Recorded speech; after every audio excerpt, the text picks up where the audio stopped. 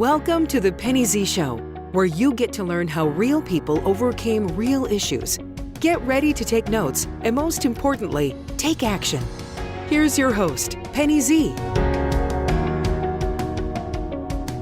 Hello, everyone. This is Penny Z with the Penny Z Show. I am excited to have yet another wonderful episode. I have a fantastic guest. She is so special, and I can't wait to introduce you. But as many of you know, we are here focusing on one life, one time to help transform your life. We are talking about real, relevant, and relatable topics, and we are in a series called Overcoming Your I'm Not Enough Story, helping to empower you from feeling not enough to feeling more than enough. And my special guest today is Jeannette Sermak-Proulx, and I want to introduce you to her and share a little bit about her background. So Jeannette is an entrepreneur, professional dancer. She has a mobile dance studio creator and a mentor to other dance entrepreneurs. We have not had anyone else like Jeannette on the show before, so I am so excited. She is the owner and director of Plaza Production One mobile dance studio and the creator of the online course, mymobiledancestudio.com. Create a mobile dance studio in 90 days or less. What a great business opportunity. And she will tell you more how to connect with her at the end of the show, so that if you are interested in learning how to create your own dance studio, your own mobile dance studio, she is the lady to talk to. She has been involved in this for over 30 years. Plaza Production One has provided dance lessons and performances for thousands of children, as well as served the fitness needs of seniors in their Golden Bods program. Jeannette has danced professionally, both on stage and in regional commercials, and choreographed for musical theater and for MTV. Ooh, we have a celebrity here. Jeannette's online course mentors and teaches dance teachers, dancers, and fitness instructors how to create their own mobile dance studio. Plaza One Production mobile dance studio programs are throughout Los Angeles and Orange County, and she has recently expanded to my neck of the woods in Florida. Jeannette, welcome to the Penny Z Show. It's so glad to have you today. Penny, I'm really happy to be here too. It's an honor. Thank you. You're welcome. Well, as we have talked, and I've known Jeannette for probably about half a year. We met at a mentorship conference, a CEO Success Conference out in San Diego. And I have watched her grow and expand not only her business, but also as a CEO. So I'm excited to have you. But we're not always as good as we feel or as good as we look. And sometimes we have what we call the I'm not enough story. And so I'm going to have Jeannette share her story, her backstory, but share with us not only the story, but the tools and techniques that she used to come out of it to be the successful CEO that she is today. Jeannette, go ahead. Well, Penny, it was an interesting story. I started dancing because I really had two left feet, seriously. I was taken to ballet class because I had flat feet and the podiatrist recommended it. I always felt awkward and gawky as a kid, and dating myself here, but if you remember dodgeball, you know how you pick teams for dodgeball? Yes. Well, there was always one person left over. I was either the last one to be picked or the person that was left over that wasn't really picked at all, just whatever team would have me on the playground. I understand that. I always felt awkward. I was always, I was knock-kneed and just really basically uncoordinated. So that's the story there. I'm Polish American, and well, let's see, I was about 12 or 13 when my parents enrolled me in a Polish dance group. Well, the Polish dance group was a great social outlet. But the choreographer always yelled at me because I always made mistakes. And she always go, Jeannette, what are you doing? What are you doing? You know, because I would do the wrong step, or I'd turn the wrong way, or I just wouldn't turn right. It was really difficult. It was really difficult. And then, although I went to Poland one summer, I was just between my sophomore and junior year of college. And I went to a Polish dance course in Poland for a month. And I found that when I was dancing in Poland, I was happy. I was happier than I'd ever been when I was dancing 8 hours a day. And I came back and I knew that I had to make dance my life. Mm-hmm. And I started taking ballet classes. I was older, I was already, about 18, 19, 20, right in that area. Started taking ballet classes, started training really hard, and decided that in addition to my English major, I was going to double major in dance. I was going to have a dance English background from Loyola Marymount University.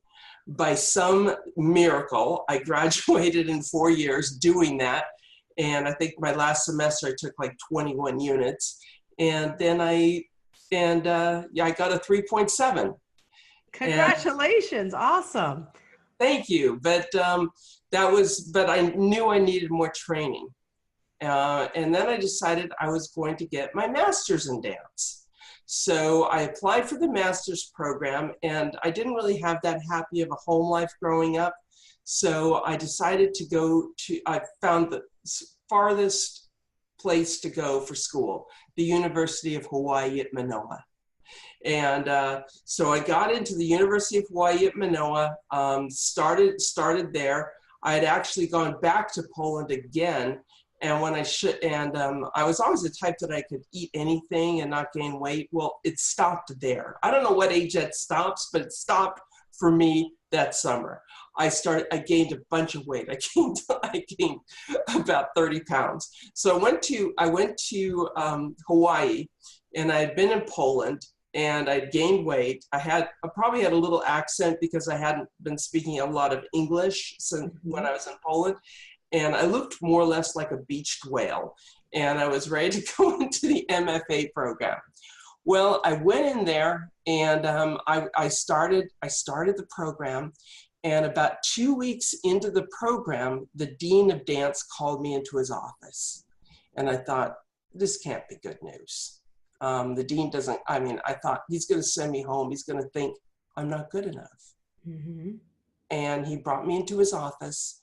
And he said, Jeannette, we have one unclaimed merit scholarship, and we would like you to have it. Wow, that gives me goosebumps. I know. My father was a doctor, so we never got scholarships or anything like that. So I called my dad, and I said, I got a merit scholarship. Because he wasn't, you could imagine, my parents were not really thrilled by my newfound love of dance. So I said, I got a merit scholarship, and he didn't believe me. And I came off the plane for Christmas break. I walked out, and I handed him a check. And I said, I did it myself. But I decided not to go back to Hawaii. It was just too laid back, and everybody was getting stoned or going to the beach. And what I really wanted to do was dance. I liked the beach, but I didn't really want to lay around and get stoned all the time. So I auditioned. I decided I was going to train really hard and audition for California Institute of the Arts, which people think of as like the West Coast Juilliard. Well, and I thought I can get my master's here. It's a lot more serious. Well, I found out that back then, Cal Arts was really small. And it was hard to get in.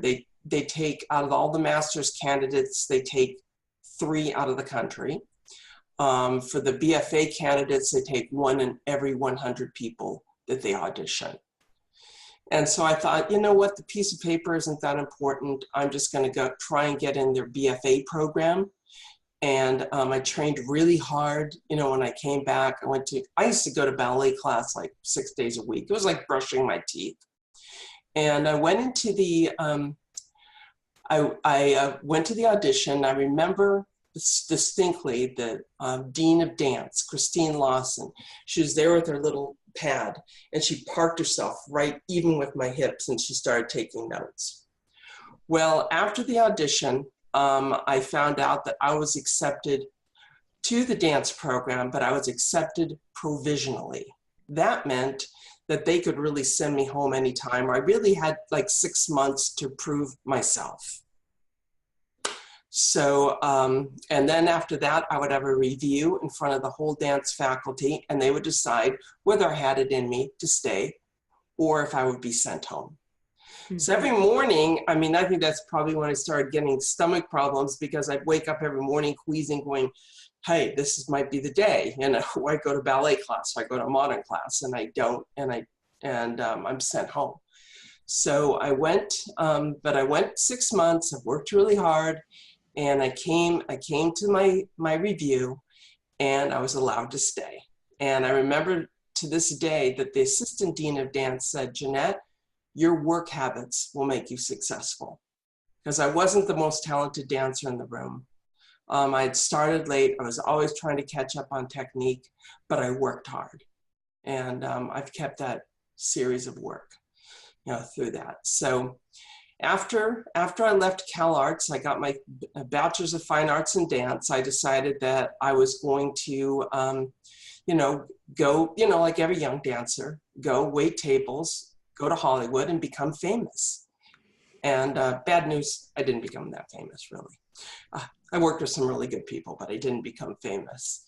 And my dad pulled me aside and said, no, we didn't want you to dance in the first place, but you really want to dance. If you're going to dance, you have to make a living dancing. And those were some very wise words. He goes, you can live here at home until you get it, but you have to make a living dancing.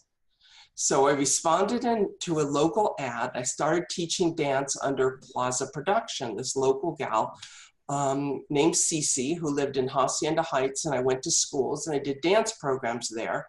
And then I decided I wanted to move to the West Side. I wanted to get out of the house really badly. And I went knocking on doors. I set myself up with 5 new schools, and I moved out. And I was making my living as a dancer. Excellent. Gosh, I love that story. So if I may go back a little bit in time, Sure. We were talking. I went on a tangent there. No, sometimes it's important to kind of get the big picture and to have that whole kind of storyline be told. I want to ask you, because, and maybe I'm misunderstood, so I want to pull a few things out from your earlier childhood. And we were talking about this earlier, that I think a lot of times we find that our perception or things that we learn and the feeling I'm not enough comes from our childhood.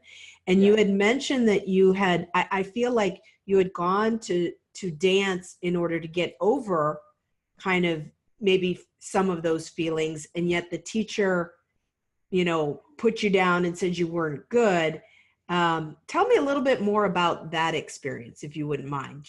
Sure, absolutely. I'm interested about that.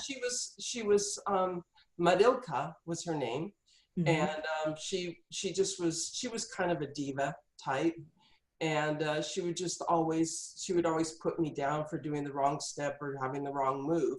But what I did is I went and I took ballet classes, and so then I became really good.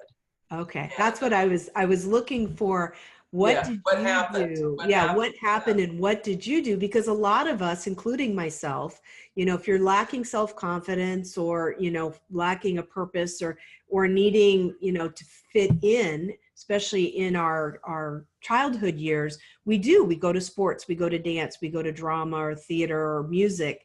And so I wanted to understand, when you went there, part of that might have been for you is to find that fit and to be able to, get that confidence. But then when you went to the activity that was supposed to give that to you, I don't know that it necessarily made you feel good. And so I wanted to know where you went to. So you went to another class, and that was the ballet class. Went to a lot of ballet, did a lot of ballet classes, went to modern classes, and also what really irritated the choreographer is I got into another professional folk dance company, Amon Folk Ensemble. Okay. Also got into a modern dance company, Los Angeles Choreographers and Dancers. I'll give Louise Reichlin a plug right here. And And we always performed, the Krakusy was the name of the Polish dance group. We always performed at the music center every year. And I had worked hard. I even got a couple solos, you know, during that time. And then one year when we were doing the music center, I said, you know what, I can't do the music center with you because I'm doing it with another company and I'm getting paid, you know, so, and she didn't like that. So Well, it was understandable, but good for you. yeah, so I kind of fought my way out. I just decided and said, well, you know, I don't have the skills. Let me go get the skills that I need. Ballet is, I really believe in ballet. You know, everybody, whether you're a jazz dancer, a modern dancer, any kind of dancer, tap dancer even, you really need ballet, you know, to you know, get your skills, get your core together, get your lines clean. It's invaluable. Oh, excellent. And you know, you're a fighter and you're someone the words that come to mind are like can do. You just continuously strive for excellence and strive to better yourself. And that was part of your journey in coming out of that. At least that's what I'm understanding. Is that correct? That's true. That's very true. I mean, that's inspirational, you know, because a lot of people, when we're down, we just stop, you know, or we allow our circumstances or other people to put us down, and you just kept persevering and kept moving forward and at times maybe, you know, building yourself up to move to the next step. And I just want to commend you for doing that. So that's definitely, you know, some tools and techniques, all of you listeners out there, if you're wondering sometimes when you're down, sometimes you just have to keep getting back up and keep pushing forward. Life isn't always easy. Giddy up. Yeah. And I love your picture behind you because it looks like a ballerina. And so it fits perfectly with what you were talking about. Where that's the logo for my company. I'll say that again. I'm sorry. It's the logo from my company. Oh, okay. Great. Awesome. Plaza Production One. So this has brought you to where you're at today, Jeannette, a successful business owner. So share with us what you do to help your clients. Our listeners might be interested in learning more about your story, more about your business. Share with us what you do and how you help your clients. Well, because of my background, I really wanted everybody to have the self-confidence that comes from having a dance class. And I bring dance to schools because not everybody has a mom like I had a mom that would take me to dance class, you know, during the week, you know, because most parents are working, both parents are working. So I bring the professional dance instructor to the school. That's a different take. I think it's really important. That way I can keep the program affordable and I can keep it accessible for those children that might not otherwise receive it. I mean, dance has been shown not only will help coordination, whether you're a dancer or I've had guys, you know, take my dance class who, you know, excelled in sports, excelled in football as a result of dance. It helps your self-confidence and it has even been shown to raise test scores. Wow, that is amazing. So all you listeners out there, make sure to get your kids in dance. Absolutely. And make sure to connect with Jeannette who can help you with that. Yes, absolutely. Yeah, I love the fact that you said it helps to build self-confidence because I think for me, one of my big, I guess, tasks or goals in life, wishes in life is to help empower people. And I think self-confidence is the key to empowerment in any aspect of your life. And so I'm glad that you touched on that in what you do and how you help other people. Do you have any final words of wisdom or anything else that you would like to share, more information about your company and what you do and how you can help your listeners? My listeners, our listeners. Our listeners, yes. Our listeners. I would just say that if you don't, at first you don't succeed, try again. That's one thing I would tell you. If you don't have the skill set and you really want to do something, then go get the skills. Don't wallow in self-pity, even though it's easy to do that sometimes. If you are someone who wants a side business, if you're a mom, if you are a dancer, if you are a childcare professional or a fitness instructor, and if you'd like to make some additional income, flexible hours, your own schedule, please reach out to me. I'm Jeannette, Jeannette, at plazaproductionone.com. My website, Plaza Production One, will also have more information, but my course will take you step by step of how to get your first client, what to say when you go into a school, tips on creating curriculum, how to throw a successful dance recital, and how to be assured that the people will invite you back next year. If you are a parent who would like dance in your schools, we are always expanding. So again, go ahead and reach out to me at plazaproductionone.com. And thank you so much, Penny, for having me today.